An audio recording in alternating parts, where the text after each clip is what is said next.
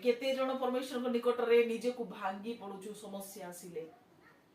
ना समस्या न आसबा पूर्व पड़ोसी को घर लोक को समस्त को कहि दउछु प्रार्थना टिके करंतु करिबा कहिबाटा किछि मध्ये मंद नाइ मोर प्रिय माने